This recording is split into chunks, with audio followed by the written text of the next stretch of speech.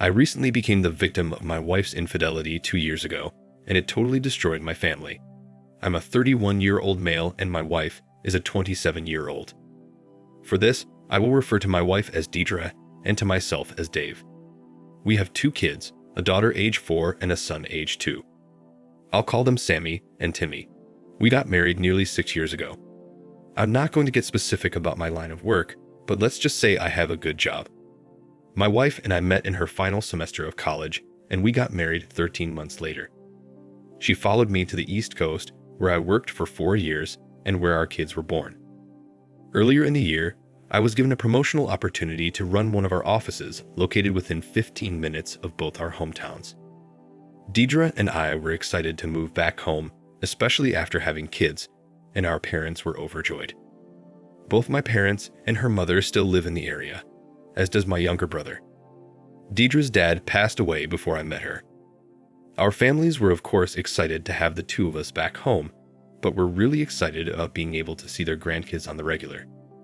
As things worked out, my mom and dad had recently moved into a new home in a 55-plus community and were planning to keep our family home and rent it out for income. Our family home is a historic structure and is just a beautiful place, sitting on over 3 acres of land with a small creek flowing through the wooded lot on the back of the property. Instead of buying a house, Deidre and I decided to move into the family home and pay rent to my mom and dad. My parents want to keep the home in the family and pass it down to me and my brother, and they'd like us to do the same. My parents and brother didn't want the rent money, but I insisted since my dad recently retired and was counting on the rent money for income. Paying them rent was like paying myself anyway since my parents are leaving everything to me and my little brother. Okay, like I said, this house is very special to my family and my parents treated it with great TLC over the years, but there were a few things that needed done after we moved in. Since it is a historic home, it has unique fixtures and features that require specialization. My parents have been working with a local contracting company for the past 35 years who has done nearly all the major repair work on the house. One of their specialties is working on older homes, and they do a great job. So anyway, after getting a list of projects together, I called them and got an estimate. The owner came out and walked around the house with me. He's a great man and has built a great company. If you look at the reviews for this place online, they've got like an 82% 5-star rating, 16% 4 stars, and that's out of nearly 700 reviews. Most companies like this have review scores that average in the 3 range if they're lucky, so that tells you something about this outfit.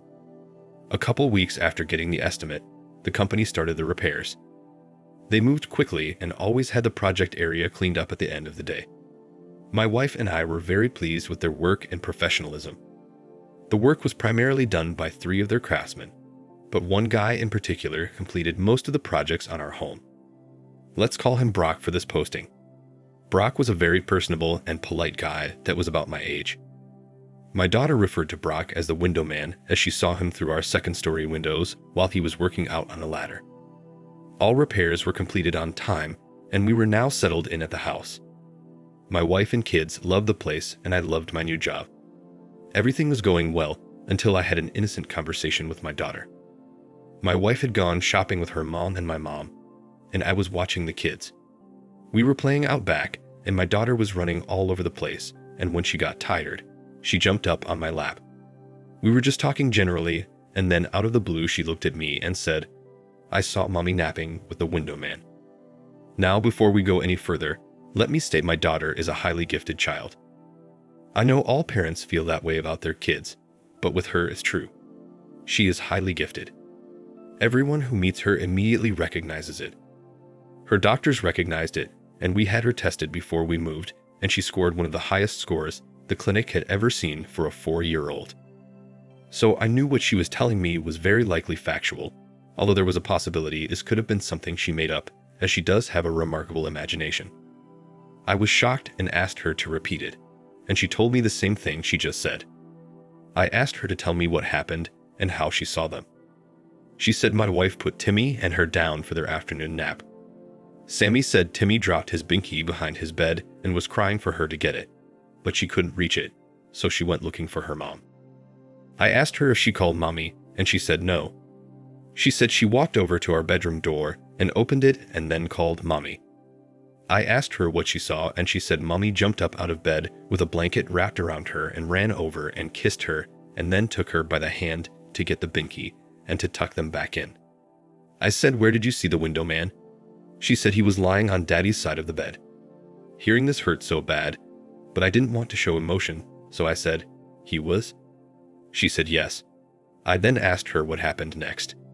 She said Mommy left their bedroom, and I heard her talking with the window man, and they went outside. I asked her what she did next. Sammy said she got up and looked out the window and saw him driving his truck down the driveway. I gave her a big kiss and thanked her for telling me. She then said something that really broke me. She said Mommy told her to shh, let's keep this our secret, okay? I asked her what she said back to Mommy, and she said, I told Mommy okay. Again, my little girl was smart, and somehow she sensed what she saw wasn't right. Again, I didn't want her to be upset, so I made light of the situation and said, "Thank you so much for telling me. I'm so proud of you. Now this can be our secret, okay?" She said, "Okay, I won't tell Mommy I told you." Then she said, "Daddy, don't tell Mommy I told you." And I told her, "There's no way. This is our secret." I then tickled her to break the mood, and we started laughing and talking about something else.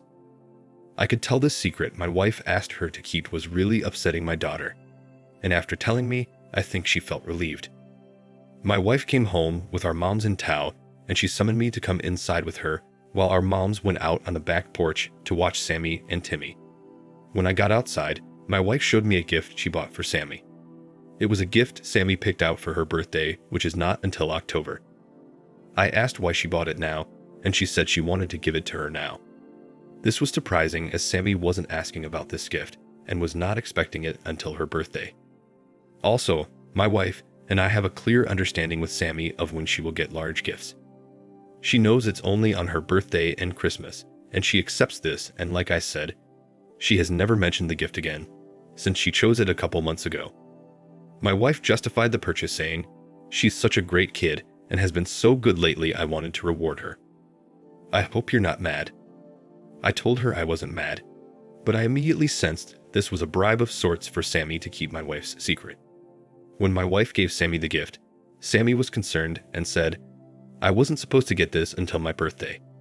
What am I going to get then?" Deidre told Sammy, "You've been such a good girl, Mommy and Daddy want to give you this now." Sammy surprisingly said, "No, I want to keep it until my birthday. I don't want it now." My wife kept coaxing her to open it, but Sammy didn't want to and looked at me for backing. I spoke up and told Sammy, "Let's take this upstairs and put it in your closet." My wife was stunned by Sammy's reaction, but it didn't surprise me.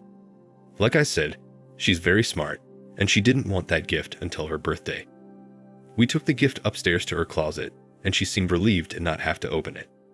When Sammy and I came back downstairs, my dad and brother had arrived, so we spent the rest of the day eating and enjoying family time. I was going through the motions and having fun with my family, but my mind was preoccupied with what Sammy told me. Later that night, I was going to confront my wife, but decided not to, since if what Sammy said was true, my wife would likely deny it. Instead, I told my wife I needed to wake up early Sunday morning to do some work for my company using our home computer. She was fine with this and asked if I wanted her to get up with me to keep me company, and I told her no. When I woke up, I did a complete check on our home computer and there was nothing. Then I went on her phone and entered her password, and again nothing. I thought to myself, did Sammy make this whole thing up? She could have, but her details were too descriptive not to be true. The rest of the day we spent over at my parents' visiting with my aunt and uncle who had flown in from out of town. I hadn't seen them in over 2 years, so it was good to visit with them, and to introduce them to Timmy, who they had not yet met.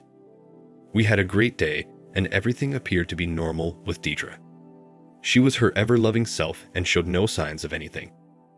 I returned to work on Monday, but the thought of what Sammy told me was still on my mind.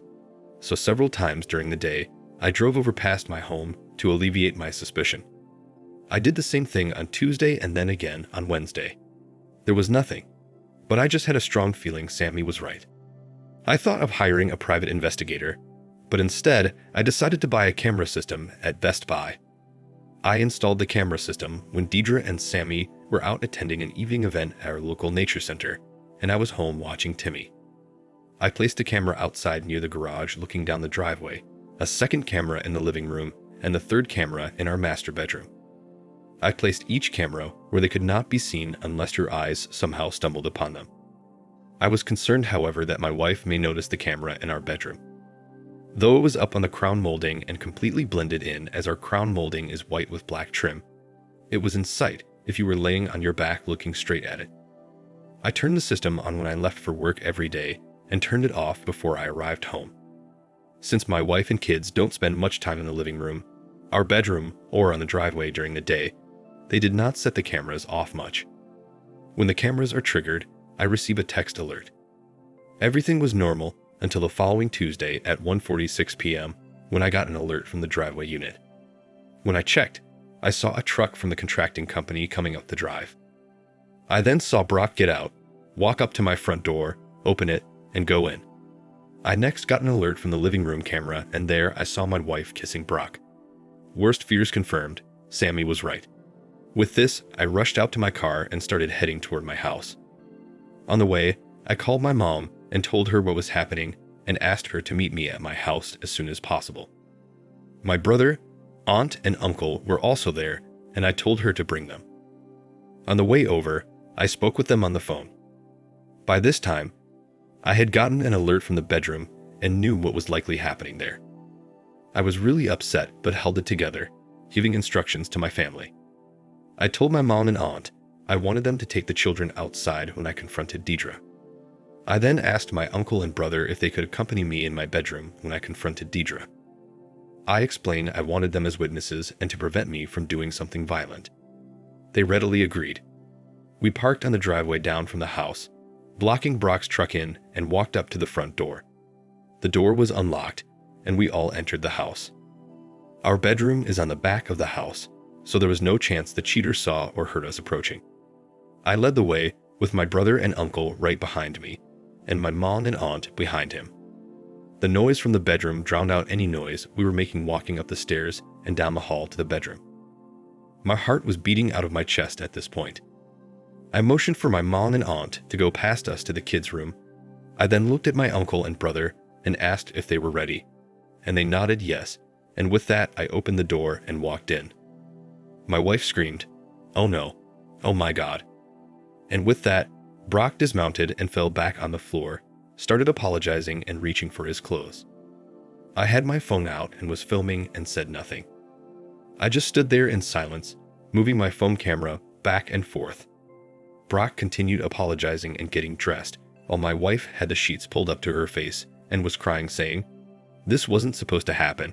I didn't mean to hurt you, Dave. I love you so much, I'm so sorry."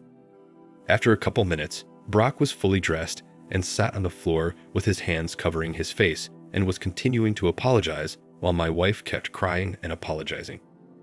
I told Brock to get the F out and he quickly left. Before leaving, I told him, "Don't think about taking your truck. We have it blocked in, and I will be calling the company to come and pick it up." I then called my mother-in-law and explained to her what just happened and told her to come over and pick up her daughter. My wife was still laying in the bed under the covers, pleading with me not to make her go. I ignored her.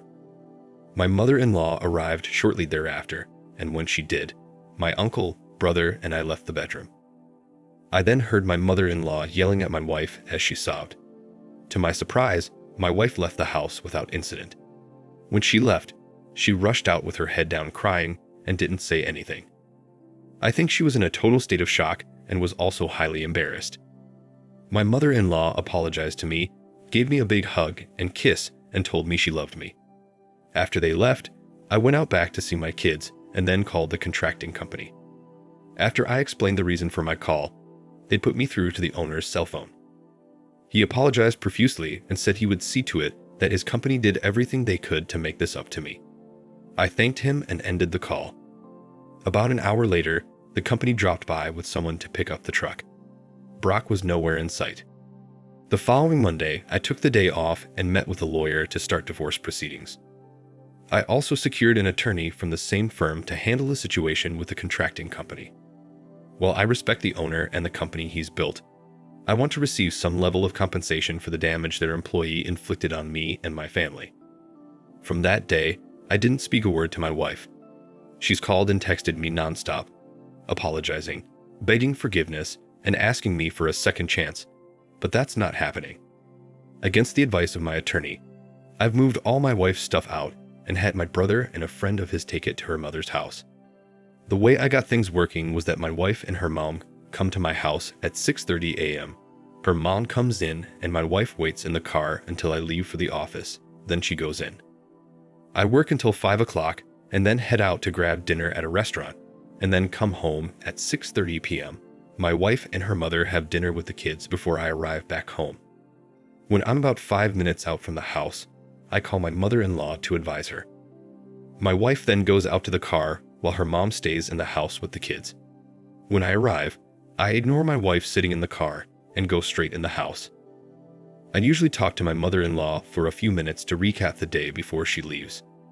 I then spend the next 12 hours with my kids and repeat this cycle 7 days a week. I know this may seem extreme to some, but I wanted nothing to do with my wife. If I could, I would have banned her from ever seeing my kids again, but I know that wasn't happening. I had extreme anger for what she did to me. The fact she had a strange man in my bed while my kids were in the next room, then instructed my daughter to lie for her. That is beyond forgiveness to me.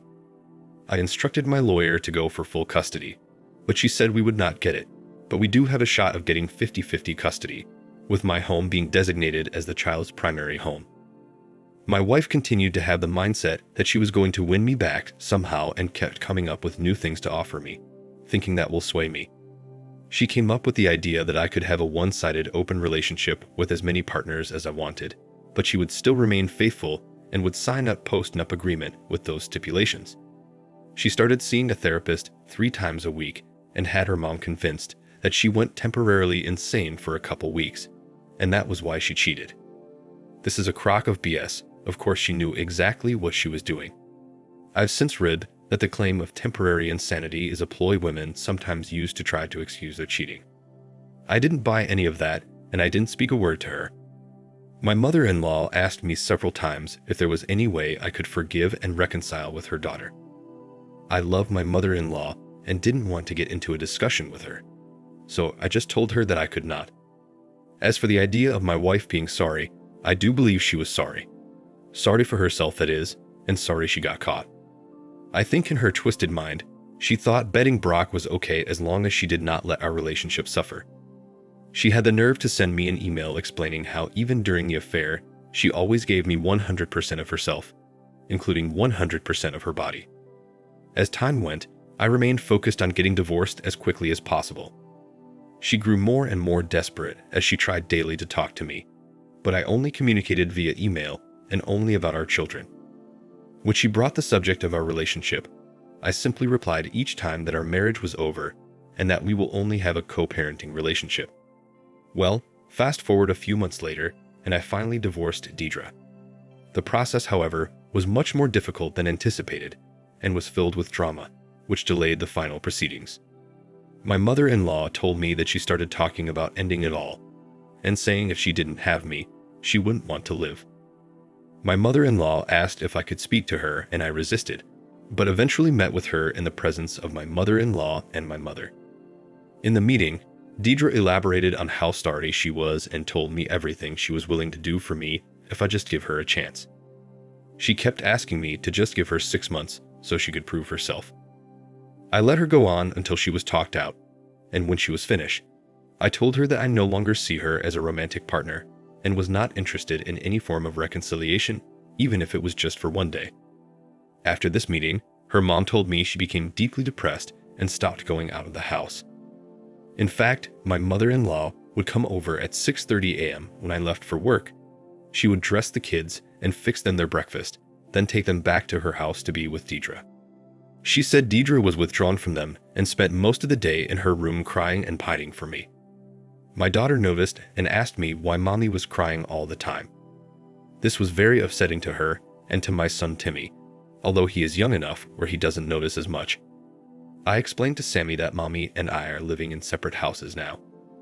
I told her that she, Timmy, and I are living in our house and mommy is living with Grammy. After I explained this, she was okay. Her primary fear was that she would be moving to Grammy's house too.